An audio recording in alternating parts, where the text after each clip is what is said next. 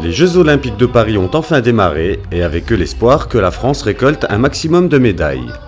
Une chose est certaine, pendant toute la durée des épreuves sportives, les athlètes français pourront compter sur le soutien du public rassemblé dans la fan zone aménagée sur le parvis de l'image de la Cité des Loisirs à Amnéville. Une fan zone qui a été inaugurée ce week-end, dont l'accès est gratuit et qui permet de s'essayer à diverses disciplines sportives comme le tennis de table, le rugby, le volley ou encore l'escalade.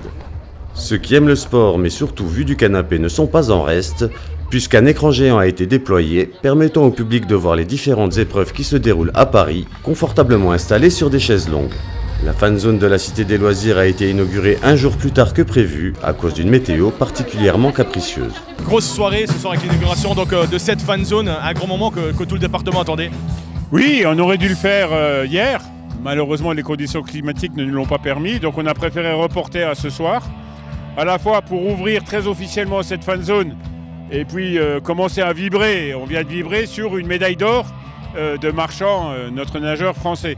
Et puis c'est un moment important qui combine à la fois le sport et la culture. Là on a un groupe de jeunes mosellans du pays de Beach qui vient se produire sur scène. Et ça on se convainc également, c'est la promotion de la culture des territoires.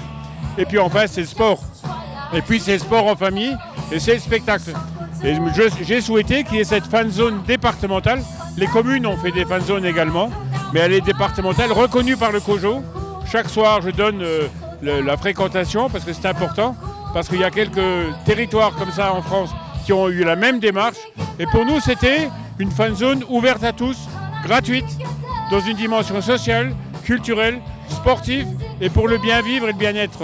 Et c'est la démonstration. Et là, on voit que le sport a la capacité à rassembler.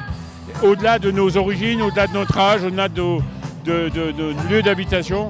Et moi, je suis vraiment ravi. C'est une réussite ce soir et nous allons continuer à la développer. Et Amnéville s'y prête bien. On est sur la Cité des Loisirs. Je pense qu'il n'y avait pas d'autre lieu mieux adapté pour recevoir cette soirée, pour recevoir cette semaine, pour recevoir ces Jeux Olympiques et Paralympiques.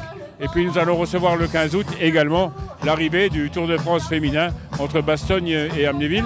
Et le 25 août, la flamme paralympique partira d'Amnéville. Donc Amnéville est aujourd'hui, dans ce cadre-là, la capitale de la Moselle. Une journée d'inauguration durant laquelle plusieurs groupes locaux étaient invités à partager la scène pour divertir le public.